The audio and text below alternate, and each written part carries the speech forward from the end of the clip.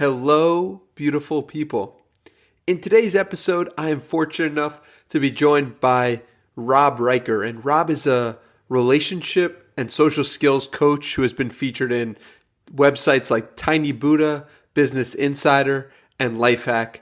And we actually connected through Twitter, of course. And we first had our first phone call. It was just a great call and a great conversation. And it went so well that I said, oh man, I have to have this guy on the podcast. And the conversation didn't disappoint. In this episode, we discussed how Rob transformed his social life through many of the skills that he talks about. And I believe this issue is more important than ever because of what we're going through as a world today, where more people are separated from their loved ones and more people are separated from friends. So really thought this episode was jam-packed with a lot of timely, important knowledge, and I really hope and think you guys are going to enjoy it. If you enjoyed the episode, as always, let me know on Twitter at HeyDannyMiranda. Love your feedback, love what you have to say about the episode. And without further ado, this is my conversation with Rob Riker. Interesting people, thought-provoking conversations, nutrition for your brain. Journey through the minds of the world's top performers and discover what it really takes to achieve your highest version. This is the Danny Miranda Podcast. Let's get to it. How are you doing today? Dude, I'm awesome, brother. Thank you so much for having me here. I've been looking forward to today since you invited me. Our last conversation went really well. It was the first time we met, and it felt like we were just catching up, like we've been friends for a long time. And I'm really excited to have this conversation to keep it going. So I'm stoked to be here, man. Thanks. Absolutely. And so for everyone who isn't familiar with you, tell everyone a little bit about yourself. Yeah, for sure. So right now, I'm a social skills and relationship coach. I help people become socially savvy and build strong relationships in their lives. I'm not a dating coach, although apparently many people have used the skills I've taught to improve their dating lives. But I primarily help people with the following. Making new friends. Maybe they're going through some changes and realize that the friends they have aren't the friends that they want. This is actually really common when people find self-help and don't want to be the sum of their 5 current best friends. Or maybe they've moved to a new city and don't know how to meet new people. So making friends and building a social circle is one big area that I help with. Another is building stronger connections and relationships. Some people really struggle to get past the acquaintance stage. They're friendly with people, but they're not friends with them. They don't feel that strong bond, but they see that others have it and it really eats at them. They don't have like a best friend or someone to confide in or someone to share secrets with or someone that invites them to really cool things. And even with their family members, sometimes they just don't feel that closeness with them. And so I teach them how to connect with others, build deep bonds, whether it's people they just met or people they've known forever. And another big one is talking to strangers, because starting conversations with new people is scary for most people. And so they just don't do it. And the problem is there's just so many missed opportunities when you don't do that. You don't get to have fun wherever you are. Like, imagine going to the bar or a party or some type of like social event by yourself. In one scenario, you do your own thing, sit or stand by yourself, and pretty much hate being there. Every minute that goes on gets more and more painful. And this is actually really common. And I've been this person more times than I can count or even like to admit. Mm-hmm. But then picture those same situations where you're walking up to others, starting conversations, getting to know people, cracking jokes, laughing, becoming friends, and learning interesting things. it's I mean, I think you get the picture, right? It's like this is life changing. Not only do you gain opportunities to meet cool people that you can add to your social circle or network, but you're having fun. You're enjoying life, and others see you having fun, which, thanks to social proof, helps you build your reputation and perception in the eyes of others. Um, so, being able to easily strike conversations with strangers is a true life hack. And then, just to add a few things on top without going into too much detail, I help people overcome insecurities, increase confidence, become better salespeople, and ramp up their career growth. And all this is done by improving their social skills and learning how to build better relationships. Dude, it's awesome because what you teach and what you hit on is something that goes under the wraps in terms of just people.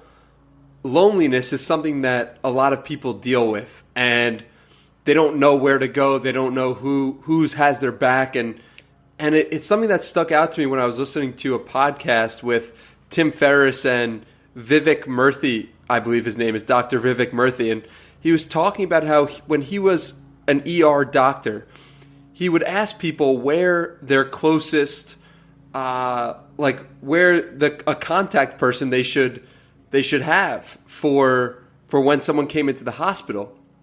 And he found so often that people didn't have someone that they could call like a friend or a significant other.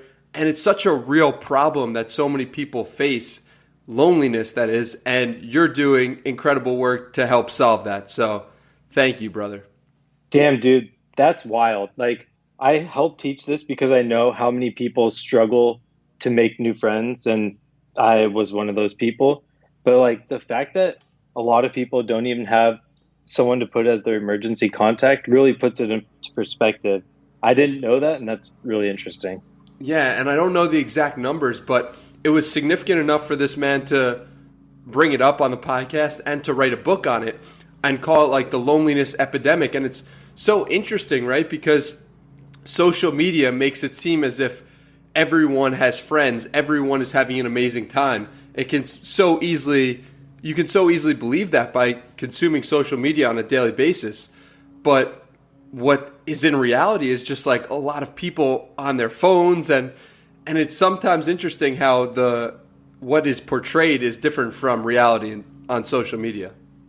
Yeah, man, it's wild because the perception is that it's going up, but the reality is that it's going down. Yeah, no doubt. And so what I want you to dive into is like, what are some tips for someone who's really lonely right now?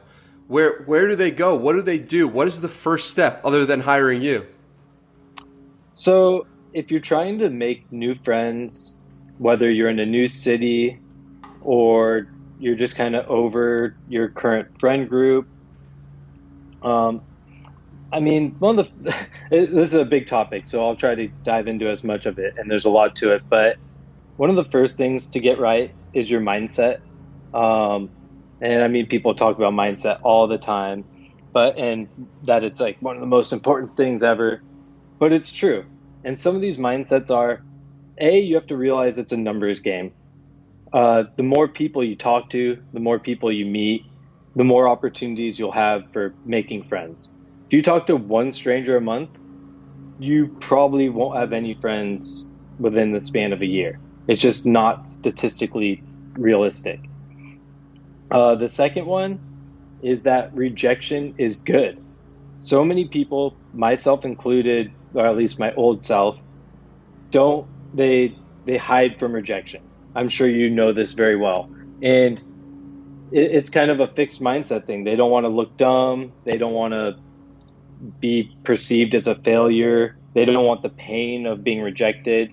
But in reality, rejection is a really good thing because it means you're trying something new and you're putting yourself out there and you're giving yourself an opportunity to learn a new skill. And if you take that approach combined with the fact that this is a numbers game, you start talking to strangers left and right, you talk to hundreds a month, soon you're going to get really good at socializing, and some of those people are going to become friends. So that's kind of one of the first places to start. And I would add this other mindset, which is called outcome independence, which means stop worrying about whether you're successful or not in a conversation. If you're worried about turning this person into a friend, it's going to really distract you during the conversation. And it might even scare you enough to where you don't start the conversation because you're so worried about what you need to say and how you're going to turn them into a friend that you shy away from it. It's better to just say hi or open the conversation and then take it from there. If you're not worried about succeeding, you're more willing to do it and enjoy the moment that you're in. I love that, man. And so tell us a little bit about your own story dealing with some of these things. Tell us about how when you moved to a new city, what happened and what were the changes? Because I know you've had experience in a few different cities, so I think it'll be really helpful for people listening to hear about your own story. Yeah, for sure, man. I'd love to share this one. So in 2010, I moved to Santa Fe, New Mexico, where I didn't know a soul. But I was really excited. I wanted to start a new life and build a social circle from scratch and really get the type of people I wanted to have around me. And so I was really excited. I moved out there, and that excitement quickly turned to depression because a month later, I was scared to talk to strangers and I didn't make any friends. And I began to get really lonely. I was like, at first I was excited to build this new life, and then it turned into, is this what my life is actually going to be like? Not having friends and being alone. And so that was really painful because I remember specifically, I went to a bar one night to try to talk to people, and I was by myself, and I sat at the bar and I got a beer, and I sat there, and a guy sat next to me, and I was going to say hi and talk to him, but then he talked to the bartender and I just kind of chickened out. And so I just sat there and sipped my beer for an hour and a half, finished my beer, and then just left. I didn't talk to one person. And I got home and I was so deflated. I was like, man, I'm such a loser. I went out there to meet people and I didn't even talk to one person. I have lots of negative self-talk that was really, really bad. And, that night was painful. I remember taking my pillow, putting it into my face and just screaming out of frustration. And that night was a wake-up call. I was like, I need to do something different. I need to figure this out. And it was really lucky because I was reading this book called Yes Man at that exact same time. And the book is about this guy, Danny Wallace, who was really starting to hate his life and become depressed because he kept turning down his friends. He wasn't going out. He wasn't doing anything. He would just either spend time alone or with his girlfriend. But then when she broke up with him, it was just time alone in his apartment. And he's like, I need to change this. I need to do things and get out and live. And so he decided he's going to say yes to every single question that someone asks him. If someone says, open up a new credit card, he said yes. If they said, travel to Australia, he said yes. And what happened is he lived an insane life for a whole year. He joined clubs, he met new people, he did a bunch of crazy ass shit that he would never expected to do. But he just lived. He did so many new things, and he wrote a book about it. And he's like, it was the best year of his life. He has so many stories to tell from it. And the whole lesson was the only way to truly live is to get out, put yourself in uncomfortable situations, and just do new things. And of course, that was really good for me to hear at that moment because I was like, I need to get out and do new things and meet new people and stuff. And so after reading that, I decided I was going to spark conversations with strangers all throughout the day, wherever I went. And I was really in my head, and scared of like being rejected and stuff. And so I was like, I don't care what they say. I don't care if they become a friend. I'm just going to do this. And on top of that, I was like, I'm going to join groups. I'm going to go to events. I'm going to find anything, no matter how stupid it sounds, how not down my alley it is, I'm going to do it. And within a month, I talked to like hundreds of people, like literally hundreds.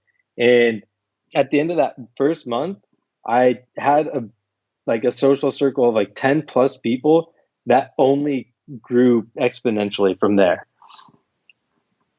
So that's incredible, first of all, like that you read this book and that you started to apply the lessons from that book into your own life.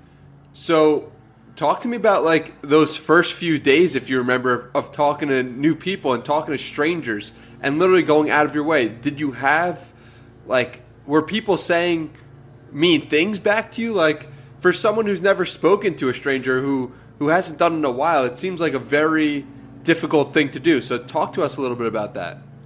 Yeah. So before this change, I was in my head like a lot. And I think it was because of, like I was talking about, outcome dependence. I was really worried about turning these people into friends. And so I was like, okay, I need to come up with the perfect opener. And then I need to know what to say right after that. And then if they say this, and then so I was just in my head so much that I got scared to even start. And so one of the big changes was like, dude, I don't care if I just say hi, if I look at them and smile and say, what's going on? Or if I ask them a question, I was like, I don't care. I'm just, as long as I say something, then I've succeeded. And that's what I forced myself to do. And honestly, like, it was scary the first like 10 times. But once I realized that I didn't care how the conversation went, it really took a lot of that fear away. And so I actually remember the very first person I spoke to, and first stranger, because I volunteered for the Santa Fe Film Festival, and I don't even like watch movies really. So it's funny that I volunteered for this because these are all like movie buffs. But I got there, I signed in, and so that person doesn't count. That was like, they were helping me sign in. And I saw someone just kind of wandering around. And I walk up, I'm like, hey, how's it going? And they're like, oh, good, you're a volunteer too? And then that turned into like a 15-minute conversation. We were really friendly. It was a good conversation. We talked later throughout the event. We didn't become friends, but that was the first one. And after that one, because of how well it went, I was like, dude, this is going to be way easier than I thought. Yeah, I think we have a tendency when we are thinking about something difficult to hype it up in our head, right? Like, oh, yeah. Like anything difficult that you pursue, whether it be, like one example that I think of right on top of my head is like taking cold showers, right? I look at it and I don't want to take a cold shower because it seems like a scary thing. It seems like it's going to hurt. It seems like it's going to be painful. But you get in there and realize that the only thing that was difficult was just starting. And it seems like it's the same thing for talking to strangers, and it has been that way, at least for me personally as well. Yeah, I mean, starting is usually the most, like, causes the most friction in any endeavor, right? I mean, even with a car or something, it's like, takes the most energy to move those first few inches. And as you get rolling, momentum helps take it forward, and it becomes a lot easier, and you're a lot more comfortable doing it. And it's the same, like, writing, right? Like, sitting down and getting to your computer before you start writing is like so hard, because you're like, oh man, like you're thinking about, I don't know what I'm going to write about. Like, I don't know if I'm in the mood. I could just watch TV, blah, blah. But once you sit down, you have your computer open, you have the blank paper, maybe you have your notes or whatever. It's like, okay, you write your first sentence and then you're off and you start writing. And it's like, that was so much easier than I hyped it up to be. Like, that was so unnecessary. Yeah, man. So I love that you brought up writing, because writing was one of the things that I connected with you on originally, where I was like, oh my God, this dude's a great writer. This dude, like I just saw eye to eye with you on so many things. So talk a little bit about your writing and how you got into writing, and I'm super curious about this. Yeah, man. So in 2015, Like, so I've always had this entrepreneurial bug. I read Rich Dad Poor Dad when I was 16 years old, and right now I'm 34, so that's like 18 years ago. And one of the things that came out of reading that is like I wanted to be an entrepreneur, build my own businesses, and not work for someone else. And even though I always wanted that, I never like fully went through with that. I went to college. I got a pretty cool job out of college, working in finance. And then once I was ready to leave that job, I took another job, but instead of staying in finance where I knew I'd be working like freaking crazy hours and have no time for myself, even if it meant like a lot of success, I decided to take a job with a lot more flexibility and freedom so I could do something on the side and eventually build my own business or whatever. And I mean, hindsight, I probably would have just quit and taken the risk and gone on my own and done whatever. But whether that would have been smart or not, who knows? But so I had this bug. I knew I wanted to do something, but I didn't know what I wanted to do. I messed around with random things like making beats and trying to sell them and other random stuff. And in 2015, I took Ramit Sethi's Zero to Launch course. And it's basically like teaches you how to make money online. And it's basically like shows you how to sell info products. You start a blog and sell info products by getting people on your email list. And so I did that, and I started my website called The Social Winner. And so I started writing content, writing articles for that. And the website over time started picking up and doing decent. It got like some of my good articles got picked up in Google's search algorithm. So they showed up on Google first page. And I started like writing guest posts and getting people on my email list. So that's how I really got into writing. And I ran with that until like 2019. But I wasn't making a ton of money. I was making like a few $1,000s a year, which isn't like terrible, but I mean, it's definitely not something where you're like going to quit your job and go do that. And so I took a break from that, and I was like, I knew I still wanted to work online and do stuff online. And so I created a site called robriker.com. And I was like, I'm just going to figure things out and write about it as I go along.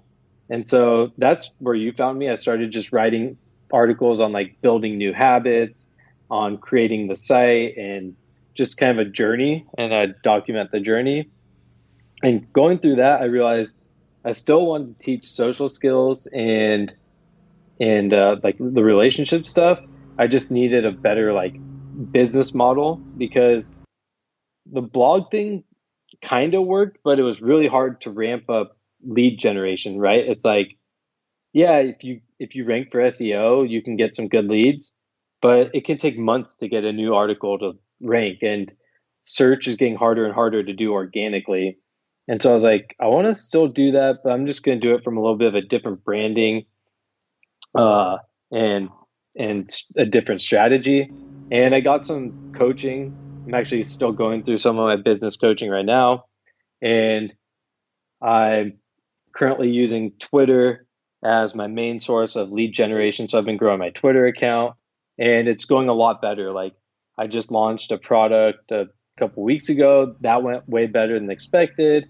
My coaching business is starting to take off. I'm getting a few clients, which since I just launched it, I'm pretty stoked on, and it's not cheap either. So anyway, how I got into writing was in 2015, I started that program, and I just kind of never stopped because I knew writing would be really important, in whatever online endeavors I do. Yeah, man. And it's so interesting, and your story portrays it so well, that you don't know the path you're going to take. You don't know where you're going to end up. And when you start writing, it's like you don't have to know everything. You don't have to be an expert. You don't have to know exactly the chart that you're going to go.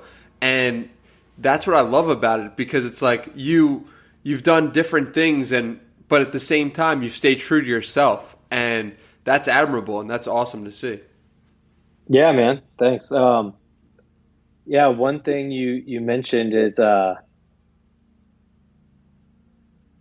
wait, what'd you say? Oh, you said something and I was gonna talk about it and I totally forgot what it was. It's all good.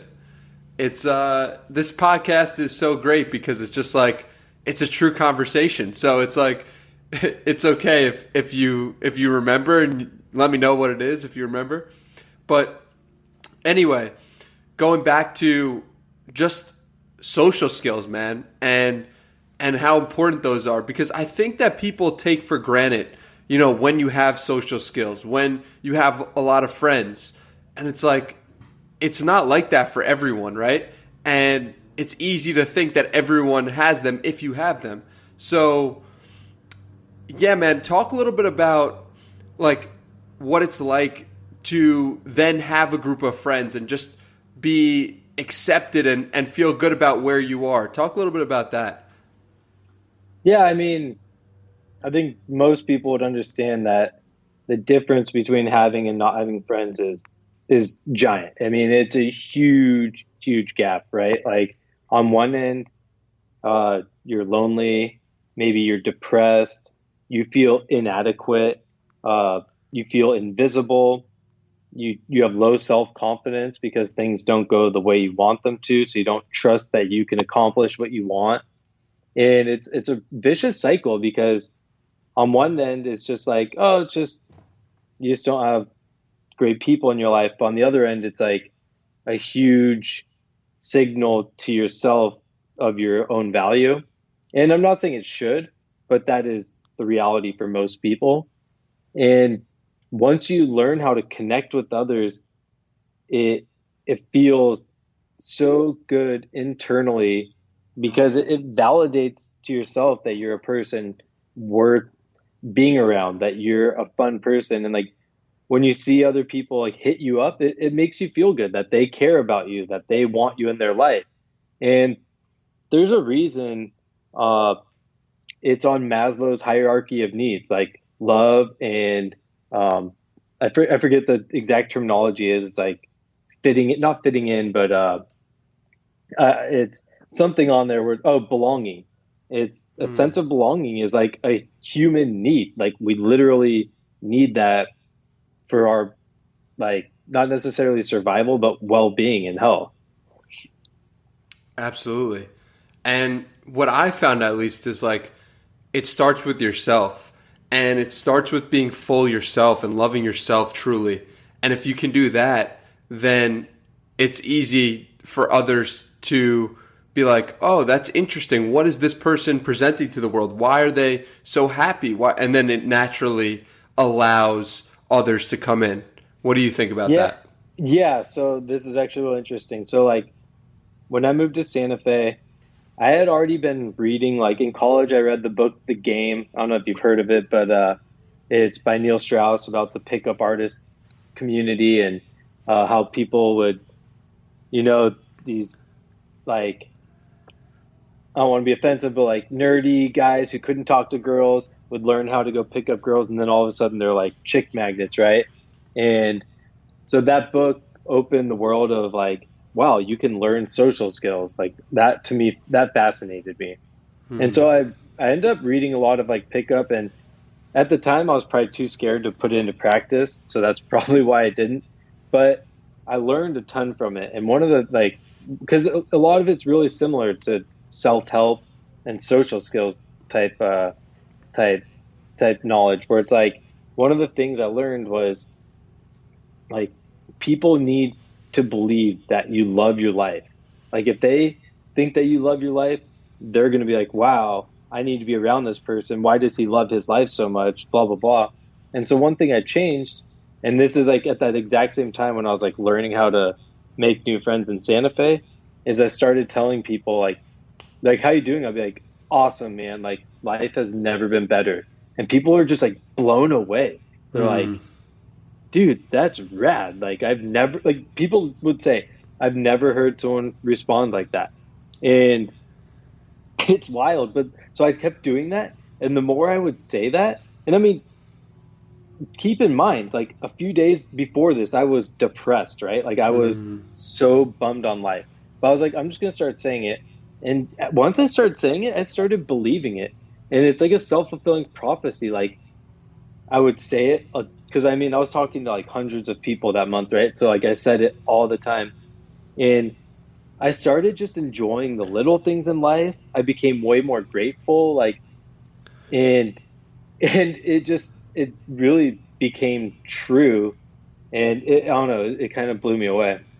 Yeah, man. It's crazy because I've had such a similar experience with just in March of this year. I was depressed, and starting in March, COVID was happening. I didn't know where the world was going, and I just started to say, I love myself over and over and over in my head after reading Love Yourself Like Your Life Depends on It by Kamal Ravikant. And I saw that he had gone through worse situation than I was in, and he said it and it worked for him. So I was like, who am I to judge? And so I just started saying I love myself in my head over and over again, at least 10 times a day.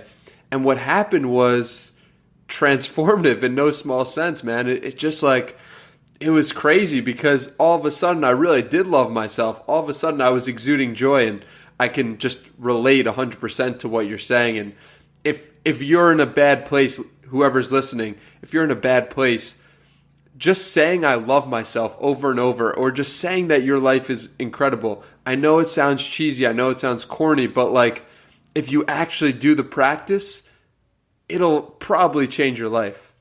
That's the funny thing, dude. Like when I read it, I was like, this is so ridiculous. Like, okay, like I can know my life's amazing, I don't need to say it, but like when I actually put it into practice, it was wild. Like it was life changing because before this moment, if you go back to high school or college, like no one would be like, dude, Rob's that super positive guy who everyone likes, or like who's just the happiest guy I've ever met.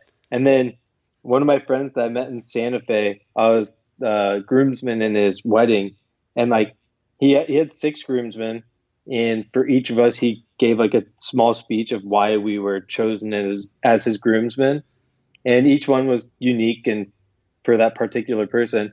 And mine was, he's like, dude, Rob is the most positive person I've ever met. He's like just having him in my life brings up the positive energy tenfold. And like I could not imagine not like, and saying something like I could not imagine not having him in my life. Like it would like suck. And I was like, damn, dude, I didn't even realize that. And that all stemmed from me saying that to people. And it's crazy because I think we often think that we can't change, right? Like we have this block in our head that we are not, who we are is just who we are. At least I'm speaking for myself, is like I thought that I couldn't be that type of person, the type of person you're describing. And so my question to you is, what were your impediments to change? What was the difficulties? Did you think you were able to change before you did?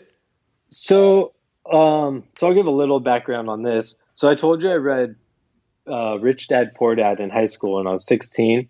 And that's where I first got a taste of the growth mindset. Like before that, I was just like, go to school, learn what they tell you to do, get a job, you are who you are, whatever. And then that book's like, oh, I can learn new things if I want to learn them, or I can change the way I view things by reading a book written by someone smarter than me. And he talks a lot about growth mindset, where like I think one of the quotes from the book is poor people say, I can't do this. Rich people say, how can I do this? And reading that was like a huge change for me. I'm like, yeah, like I can figure things out. Like I can learn whatever I want. I can become someone different than who I am. So that was where the seeds were planted. But then the big thing that prevented me from really making change was taking action. So like after reading that, I got stoked on like reading books. I read psychology books. I read books on emotional intelligence and like just self-improvement in general. But reading will only do so much. Like you need to go out in the real world and put it into action. And I think like, and I always had friends, like I was in a fraternity in college. Like I didn't like hate my life or anything, but I just wasn't good at building new relationships or like talking to strangers. and stuff like that, which I quickly realized when I moved to Santa Fe. And so once I actually was forced to do it in Santa Fe, I realized the real hard thing was actually putting in the work and getting the practice in.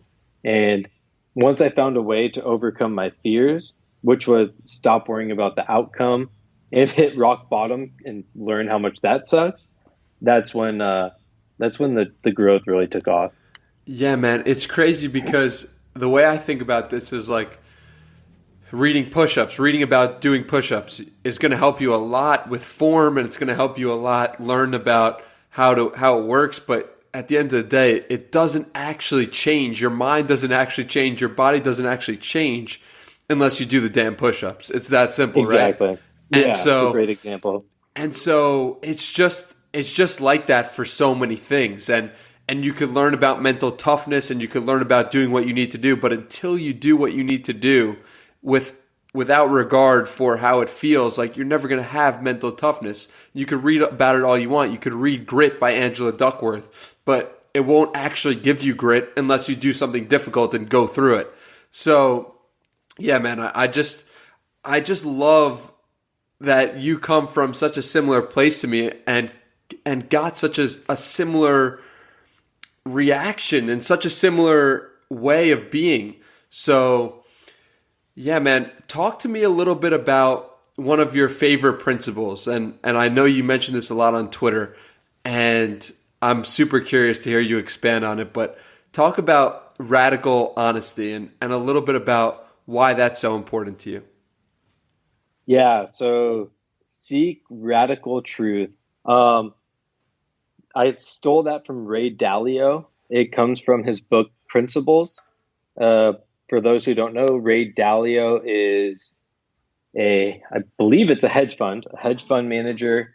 They manage billions of dollars. He's like supposedly one of the most successful investors out there. And Bridgewater Associates, I believe, is the name of the company. And he wrote this book, Principles, and it's just like how important having life principles is. It's like they're basically habits, but for decision making, right? So like you create a habit, and that gives you a way of automatically doing the behavior you want. And principles are like ways of having an automatic decision made. And his I think it's his number one principle in his book is seek radical truth. And it really hit home for me because it's like a lot of the times we lie to ourselves, or we just allow ourselves to be deceived because it's easier, but it's not obviously the right decision. Like, for example, like anytime something in your life isn't going well, or you make a decision that's bad, like let's say I yell at my son, I should ask myself, like, why did I do that? Is it that he's 2 years old. Is it really that he did something wrong? Or is he just being a 2-year-old and I'm yelling because something else in my life is frustrating me? And finding that actual truth is a lot more important than just yelling at him and being like, oh, he was a bad kid. Like that's not the actual truth. That's not going to get me anywhere. I'm not going to improve my life or his life by lying to myself. I really need to dig down and figure out, why am I in a bad mood? Like, what's eating at me? Why am I acting in a way that's different than my true values? And this goes for so many different things in life, whether it's your job, your personal life, your social life, your health. And that's why it's one of my favorite principles. I love it, brother, because the thing is, when we lie, whether it's to ourselves or someone else, there's something there. Like you were saying, there's something there that we need to uncover. There's a reason why you lied.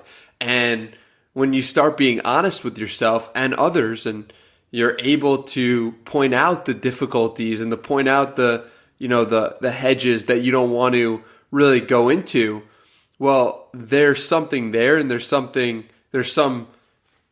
you can gain on the other side of that, even though it may be difficult.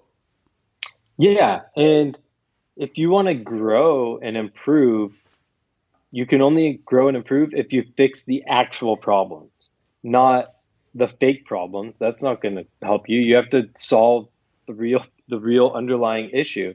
And I read this, I think it was like a tweet or something that I read like yesterday or today, and it said something along the lines of anxiety is caused by not living by your values.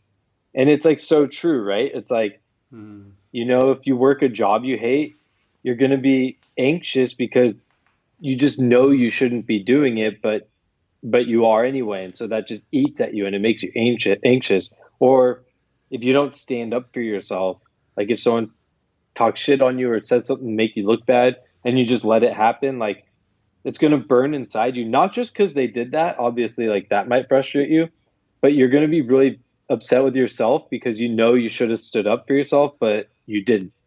Or like if you stay in a shitty relationship, right? Like you're going to be unhappy on the inside, not just because the person aggravates you or does whatever you don't like, but because you know deep inside that you shouldn't be there. And so radical truth is all about asking those hard questions. Why am I upset? Why am I anxious? What is the true underlying problem? And then solving for that. I think this happens so much when we are not in alignment with the highest version of ourselves, right? Like that shitty relationship, you're in it and you're not acting in alignment with the highest version of yourself. If you're not working out and you're not eating right and you're just sitting on the couch all day, you might feel good about that, but you're going to be not acting in alignment with the highest version of yourself, so you're going to be upset deep down, and I think that that's such a good indicator and of how you're doing in life, and how is like, do you feel good? Do you feel anxious? How do you feel when you hit the pillow? And if you feel good, it's probably because you're acting in alignment with the highest version of yourself.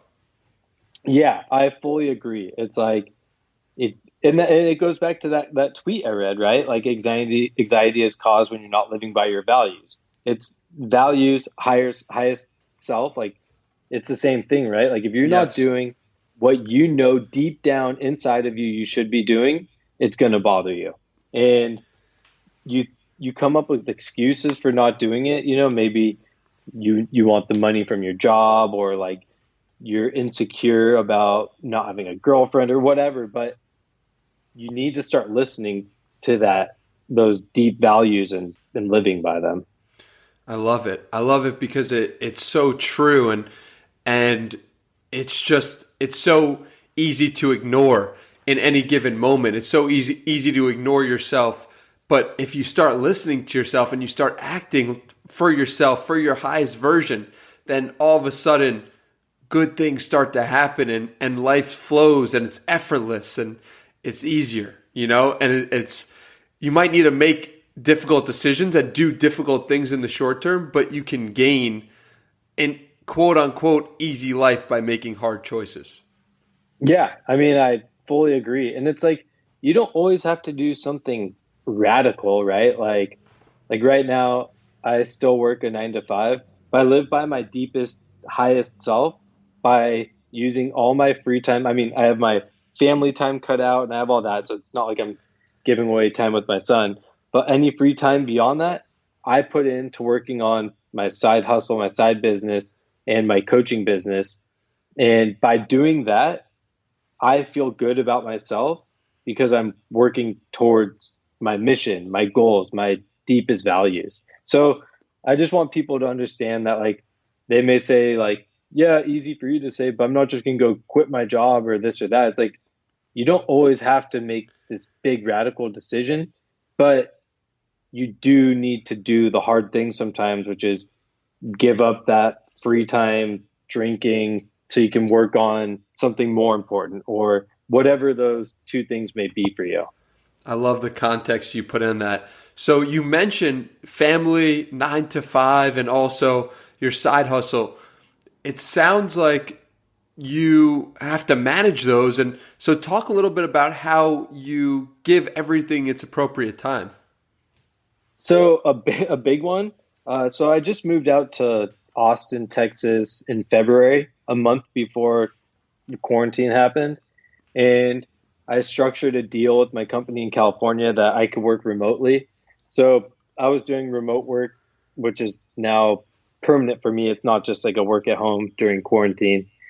And that was huge. That was a big life change because I already had a flexible job, but I was in the office. So how flexible can it really be? Now it's like I can do 2 hours of work. I can take a 30-minute break. I can do 2 hours of work. I can take an hour break as long as I'm getting my hours in and my work done. And so I've been able to structure my life where I can get all the things I want done and still have free time for my family, for my side stuff. For example, like I work out at home and I just do it. Like I'll take a 30-minute break and I'll go work out and then I'll get back to doing that. And I get to get my son ready every morning and make breakfast and play with him before taking him to daycare. I get to leave and go pick him up. We go to the playground, we come home, we have family time, we play, we make dinner, we eat, we play some more, we go on family walks, and then he goes down for bed. And a lot of nights I'll work on my side stuff for a few hours, or I'll hang out with my wife. And I usually cut a couple hours in the middle of the day to work on my coaching and stuff too, because I have about a 12-hour day of work. And so I have a few free hours for working out and doing my side stuff. So it's just about managing my time effectively, but making sure the important stuff don't get left off. Do you have any ways of managing that? And like, do you keep track in a notebook? Do you journal? Do you use any software? Just getting nerdy real quick because I'm curious if it's just like I feel like I should spend X amount of time here, so I'm going to. How do you manage that? So for a while, I was using this thing called a Timular, which it's just like a little device you keep on your desk and it has different sides, and you flip it to a side and it starts tracking time for what you're working on. Mm-hmm. For a while, I used that, but I'm pretty good at managing my time without it, so I haven't been using that as much lately. But one big thing I do is just in the morning, I try to spend like 5-10 minutes planning my day and just thinking about basically I go through my work stuff and figure out, okay, what do I need to get done for work? And then I'll go through my like personal stuff and be like, okay, what are like the 3 big things I want to accomplish? It's not always 3. Like I don't do like some people fixate it on a number, but I'm like, okay, I have 2 hours. What are the big things I want to accomplish in those 2 hours? And then I just hack away at those tasks. But when it comes to like working out is now such an ingrained habit for me. Like I'll be pissed if I don't work out. So like I look forward to finding time to work out. And so what I do is I just when I finish a task, I'm like, I'm in the mood to work out, I just go work out. I don't have to like trick myself into it or anything. So nothing crazy. I just kind of plan and then attack. That sounds perfect. And with working out in particular, was that something that you've done throughout your life? Is that a habit you've started recently? Talk to me a little bit about how you've started working out and just how important that is to you. Yeah. So, I mean, I've always been an athlete. Like I played sports all the way through high school. I played water polo. I swam. I played soccer. I was a surfer. Like being active is just kind of part of my DNA. And then from college all the way through today, I would say I worked out like on and off. I started lifting pretty much in college, I guess a little bit in high school. And after college, from 24 to 34, the last 10 years, I would say I was pretty on and off. I'd work out for like 6 months and I might take a year and a half off. And I think a big reason for that was just the time. Like it's really hard to go to work for 9+ hours, whatever, come home at 4:30, try to squeeze in a quick workout before making dinner in the family and doing all that. And so I think that was a big reason for why I didn't. And so when I moved out here, I didn't have a workout routine. this was in February. And a month after moving out here in March is when I was like, I'm going to change my life. I'm going to start robriker.com. I'm going to get a workout routine going. That's kind of when I started like turning back into my my renewed self-development self, if that makes sense. And I put the social winter on hold. So like all the way up to March, I wasn't really doing much great for my life. And I moved to a new city. I was like, I'm going to start making new friends again. Cause I just moved to Austin. I had to go through this whole thing again. And I did all that. I mean, I built a good social circle, even through the COVID quarantine. I built a workout ethic that has stuck incredibly well from March till today. And I think a big part of it is having the time. Like, it's like when I can work for 4 hours and be like, I'm going to go take a 30-minute workout break. Like that's enjoyable, as opposed to coming home from a 10-hour workday and trying to squeeze it with my only 30 minutes of free time. Yeah, that makes a lot of sense. And I just love how you use quarantine and the start of all this to get better. And I think that's really where we see eye to eye, because, you can use it as a way to get upset or down. And that's definitely what I did at first. And it's easier to do that than it is to say, okay, I'm going to use this as an opportunity. And that's what you did. And that's super admirable. And that's just so awesome to see. Yeah, heck yeah, man. It was the only thing that was hard about quarantine was the daycare closed. So from March to June, my wife and I were both working from home, and we had our son, 2.5-year-old. Yeah. And that must be tough. Dude, that was insane, trying to work, do that. But so since I was spending way more time with them, what I would do is I'd go upstairs, we'd play, blah, blah, while because my wife would work and I'd take him, and then we'd swap, right? Then I'd work and she'd take him, and we'd just kind of juggle him.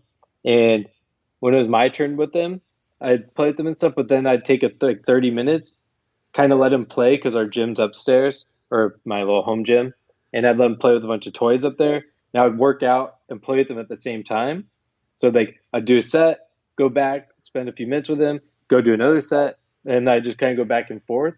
And that was like the start of my home workout routine. Was like, dude, I'm going to be up here anyway. Like, I can't work. I can't be productive. Yeah, I can play with my son, and I am playing with him. It's not like he's not getting my presence because I'm freaking home all day with him.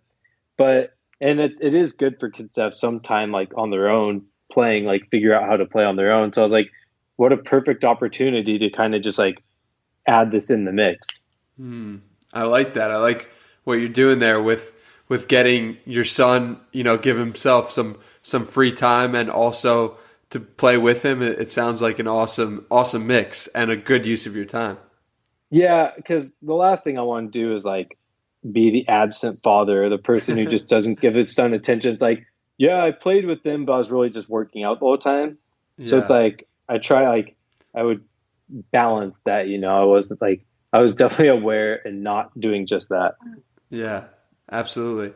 So before we wrap this baby up, talk to me a little bit about your favorite books, because you have 34 years of experience of reading. It sounds like, you're reading Rich Dad, Poor Dad at 18 or 16, you said. And so talk to me about like your favorite books that I guess you haven't mentioned so far. You mentioned a couple of good ones already. Yeah. So I wouldn't even say these are my favorite, although they're obviously good books, but I'll just say these are the most impactful books that have changed my life, that have created paradigm shifts in my life. So obviously they may not do that for others, but they have for me. And so the first one we talked about was Rich Dad, Poor Dad. That gave me the growth mindset. Instead of saying, I can't do this, you say, how can I do this? You can always learn, you can always grow, you can always become something different than what you are. And that was huge for me. That was my first step into self-improvement, and I haven't looked back since. The next was The Game, which I also talked about. And that taught me that social skills could be learned. Like, you could go from being awkward to being socially savvy. And I didn't realize that was the case until I read that book. And so that was a huge paradigm shift for me where like, I was like, okay, I can learn social skills. I can become someone who connects with people on a deep level, even though I'm not good at that right now. The next was Yes Man, another one that I've mentioned, which was about gaining new life experiences and saying yes to more things. And I'll touch on this real quick. You hear a lot of people say, like, saying no is a life hack, protecting your time, this and that. And I fully agree. Like we need to set boundaries and live life purposefully and not do things because other people want us to do. But we also need to have new experiences, talk to new people, meet new people, try new things. And so the way I like to look at it is when it comes to your productive life, your creative life, like writing or your business or your side hustle or whatever it is, I think saying no is excellent. It's like protect that time, create strict boundaries, create very structured routines, do what you need to do to get as much as you can done and be as effective as possible and enjoy that time as best you can. And then set aside time for spontaneity and fun that's completely aside from business. And this is where you travel, you do new things, you play sports, you go explore areas you've never been to, you go talk to strangers, you go just do things that add to your life experiences. And this is where saying yes all the time is helpful. It's like, that might not be fun, but I've never done it. Let's try it. What the hell? What's the worst that can happen? And there's another life principle I have that's like, there's no such thing as a bad time. There's just good times, good lessons, or good stories. And that kind of adds to it. It's like you're just adding to your life experiences. And if it ends up being a crazy bad situation, that turns into a funny story. Mm-hmm. So that's what I got from Yes Man. And then the next one's Atomic Habits, which is probably the best self-help book I've ever read.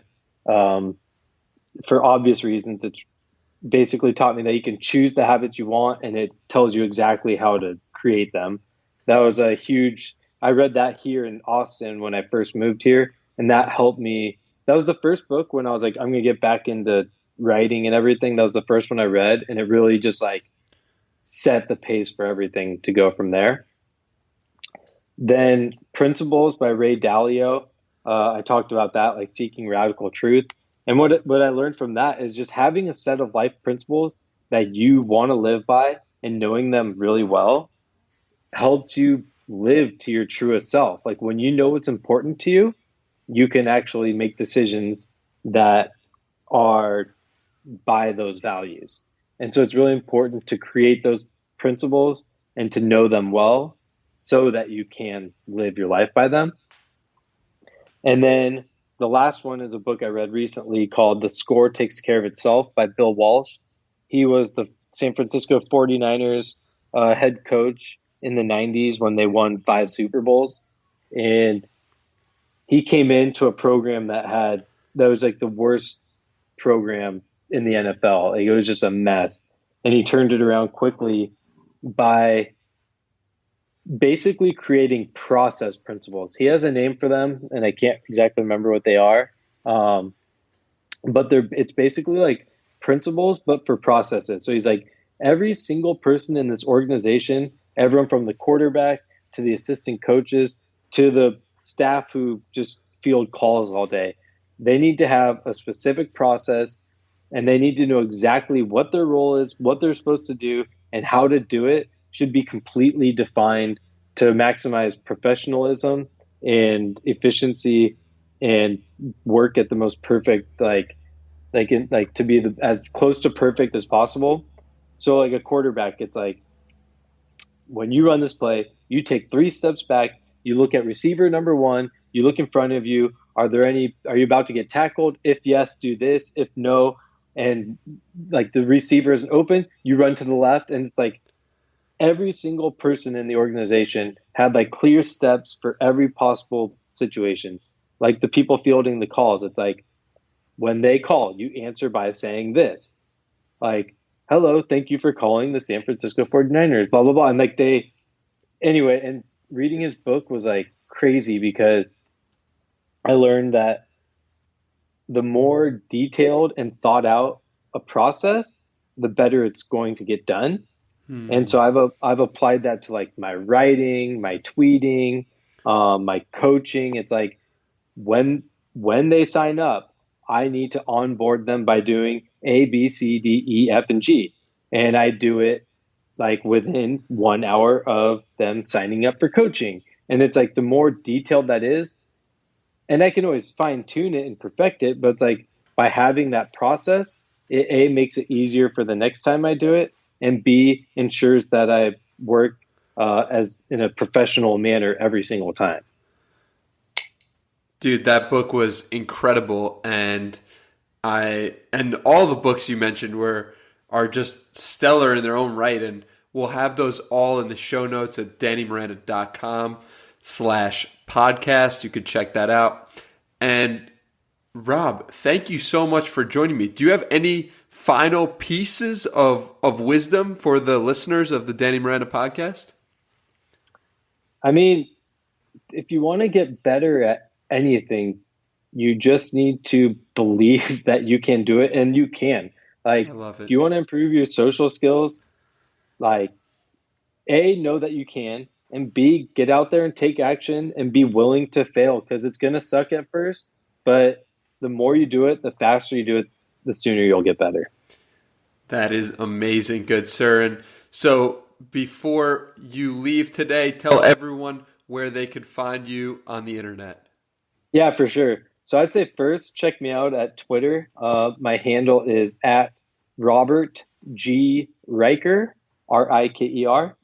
And you can find me at my website, Riker, Riker.com. That's just one word. And you can go there. You can sign up for my email list where I'll send you my free guide on making new friends the easy way, which basically just teaches you how to make new friends in just 1 month, similar to how I did when I moved to Santa Fe. And I'll send you some other free goodies and guides if you sign up. And that's about it. Those are the two best places to find me. Awesome, brother. And it's been an absolute pleasure speaking to you today. I'm so grateful for you. I'm so grateful for your optimistic, positive outlook and your commitment to self-improvement and becoming the greatest version of yourself. So blessed to have you. So blessed you came on this podcast. Thank you so much, brother. Dude, Danny, I had such a good time talking about this. The time flew by. I could honestly do this every single day. It's so much fun. Oh, it makes me so happy to hear. Well, we'll have to do it again sometime soon. And thank you so much for joining me. Heck yeah, brother. I wish you the best. And I hope this podcast, not just because I'm on it, but for your sake, does really well. I think a lot of people could learn a lot from it. So if you're out there, keep listening. I'm sure he's going to have other excellent guests. Thank you so much, Danny. I appreciate being here.